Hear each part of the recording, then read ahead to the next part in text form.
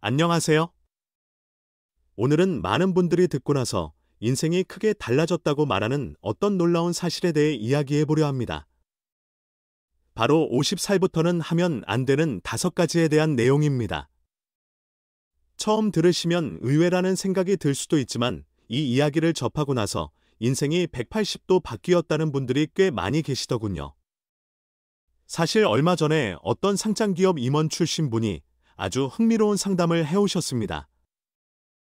퇴직 후 매일 필사적으로 삶의 보람을 찾고 있다는데 아침부터 저녁까지 스케줄을 빼곡히 채워도 마음은 공허하다는 겁니다. 그 얘기를 듣는 순간 저는 한 문장이 떠올랐습니다. 2500년 전 부처님께서 말씀하신 심오한 가르침 중 하나죠. 사람은 구하면 구할수록 멀어지고 놓으면 놓을수록 가까워진다.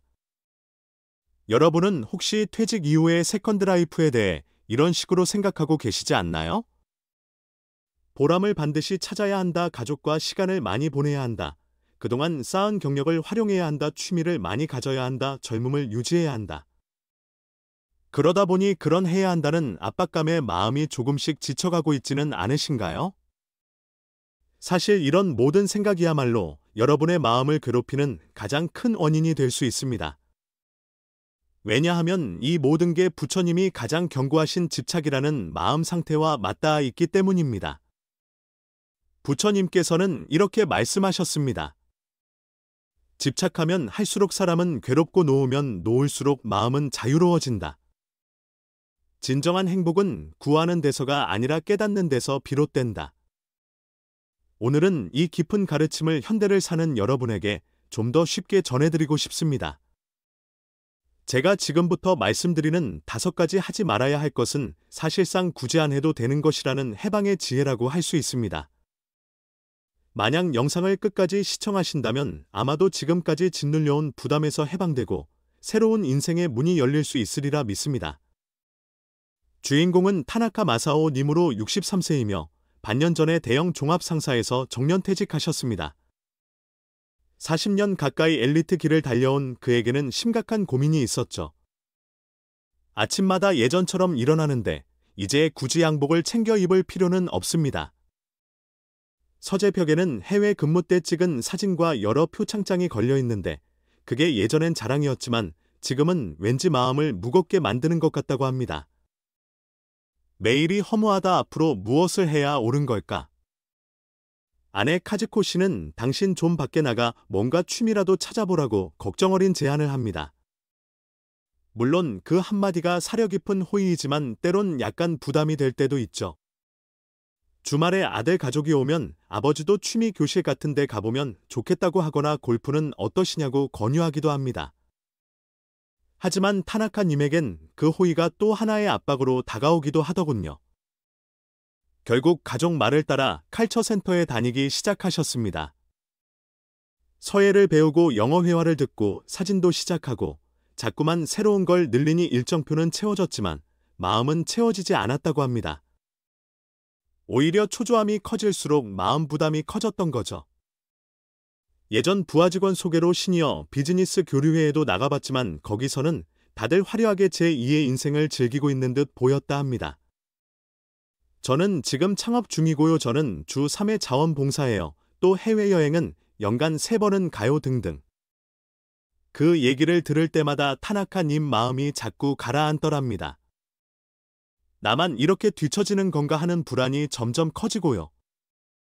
고요한 밤 서재에서 혼자 창밖을 바라보며 이게 맞나 진짜 보람이란 이렇게 괴로운 건가 하고 계속 의문이 들었지만 답을 찾지 못하던 어느 날이었습니다.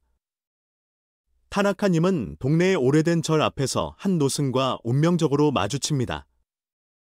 포근한 미소로 마치 빛을 내는 듯한 느낌을 주는 분이었는데 그날도 마음 무거운 채 걷던 타나카님은 그 절 앞에서 발길을 멈추었습니다. 원래라면 그냥 지나쳤을 텐데 그날은 절의 공기가 이상하게 마음에 와닿았다는 거죠.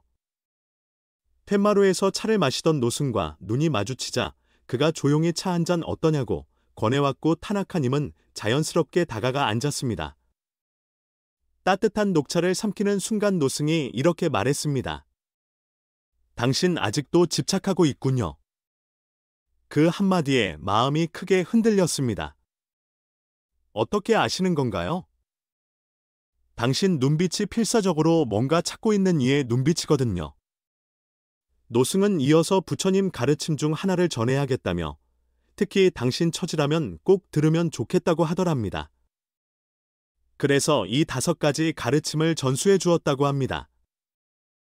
첫째 진실은 생각비를 절박하게 찾아다니지 말라는 것. 생각비는 찾는 것이 아니라 자각하는 것이라는 얘기죠. 지금 이 순간을 깊이 살아가는데 가장 큰 의미가 있다는 겁니다. 아무것도 안 하면 불안하다는 타나카 님 말에 노승은 뜰 안에 있는 나무들을 가리켜 보였다고 해요. 저 나무들은 억지로 살아가고 있나 그냥 거기에서 바람 맞고 햇볕 받으면서 존재할 뿐인 거려. 그것만으로도 충분한 가치가 있다고 말이죠. 둘째 진실은 가족에게 의존하지 말라는 겁니다. 사랑하는 가족이니까 더더욱 서로의 자립을 존중해줘야 한다고. 기대가 커지면 실망도 커지니 아내분의 제안이 아무리 따뜻해도 가끔 그것이 짐처럼 느껴질 수 있다는 거죠. 각자의 자유로운 공간을 인정해줄 때 오히려 가족 유대가 깊어진다는 이야기입니다. 셋째 진실은 과거 지위나 경험을 붙잡지 말라는 것. 모든 건 변하고 예전 모습을 고집하면 오늘의 즐거움을 놓친다고 했습니다. 전 부장이라는 타이틀을 지켜야 한다는 건 사실 필요 없으며 노승은 낙엽 하나를 들며 이것도 초록이었을 때, 노랠 때, 갈색일 때 전부 다 아름답지 않느냐고 예를 들었습니다. 인생도 그렇다. 집착버리면 모든 순간이 의미를 띈다. 넷째 진실은 취미나 활동을 늘리기에 급급해하지 말라는 겁니다. 우리 마음이 채워지는 건 양이 아니라 질이니까. 한 가지를 깊이 경험하는 것으로 충분하다고. 아침 산책 중 만난 낙엽 한 장에도 우주가 담겨 있고 뜰에 있는 돌멩이 하나에도 오래된 세월이 깃들어 있다. 굳이 스케줄을 빡빡 채우지 않아도 괜찮다는 말이죠. 텅 빈 시간일수록 마음을 길러주는 중요한 땅이라고 노승은 말했습니다. 다섯째 진실은 젊음을 되찾으려 애쓰지 말라는 것. 나이 들수록 집착을 버릴 찬스가 온다는 거죠. 젊음을 유지하라고 세상이 떠들어도 그건 사회적 집착이지 당신 진실이 아니랍니다. 인생 후반이 주는 깊은 지혜야말로 진짜 젊음이라는 거예요. 노승의 말을 들으며 해가 기울고 경내의 범종 소리가 울리는 가운데 타나카님은 살며시 눈을 감았답니다. 오랜 고민이 조금씩 옅어지는 듯한 기분. 그리고 석 달 후 타나카님의 생활이 잔잔하지만 확연히 변화하기 시작했습니다. 우선 아침에 일어나도 예전처럼 문화센터나 모임을 찾느라 서두르지 않습니다. 그저 침대에 누워 창문 너머 햇살을 감상하고 새소리에 귀 기울이는 시간을 갖게 되었죠. 전에는 이런 시간을 쓸모없다고 여겼는데 이젠 하루 중 가장 사치스러운 순간이라 느낀다니 놀랍습니다. 굳이 새 취미 찾아 헤매지도 않습니다. 문화센터 수업들을 모두 취소하고 대신 정원 속 꽃 한 송이를 차분히 바라보는 여유를 즐기는데 작은 꽃 속에도 계절의 흐름이 담겨 있다는 사실이 감탄스러울 뿐이랍니다. 가족과의 사이도 예전과 달라졌습니다. 아내가 뭘 하라고 조언해도 조급함이 없어지고 서로 각자의 시간을 존중하게 된 것이죠. 아내가 무언가 배우러 나가더라도 그냥 조용히 배웅해주고요. 부부가 함께 보내는 시간도 혼자 보내는 시간도 모두 소중해졌다는 겁니다. 아들이나 손주가 찾아올 때도 과거처럼 뭔가 완벽한 호스트가 되려 애쓰지 않아 부담이 훨씬 줄었다고 합니다. 아버지 요즘 뭔가 여유 있어 보이시네요 라는 말을 들을 때 정원에서 낙엽을 줍고 있는 그 모습이 오히려 자연스럽게 어울린다니요. 과거의 직책이나 영광에 매달리는 일도 이젠 사라졌습니다. 서재벽에 걸려있던 상장이며 기념사진은 살짝 상자에 넣었고 예전의 영광을 내려놓으니 이상하게도 마음이 자유로워졌다는 거죠. 어느 날 이웃 공원 벤치에서 예전 부하를 우연히 만났는데 부하가 사장님 건강해 보이시는데 뭔가 대단한 일 하시나요? 하고 묻자 타나카 님이 이렇게 웃으며 대답했다 합니다. 아니 전혀 없어요. 오히려 아무것도 안 해도 된다는 걸 깨달았다네. 어느 날 문득 그 절을 다시 찾아간 타나카님은 노승께 조용히 말했습니다. 스님, 이제 알겠습니다. 제가 그렇게 찾아 헤매던 건 사실 이미 제 안에 있었네요. 노승은 조용히 끄덕이며 말했죠. 그렇습니다. 인생 가치는 무언가를 계속 늘리는 게 아니라 깨닫는 데 있는 거죠. 이제 그 소중한 사실을 아신 거군요.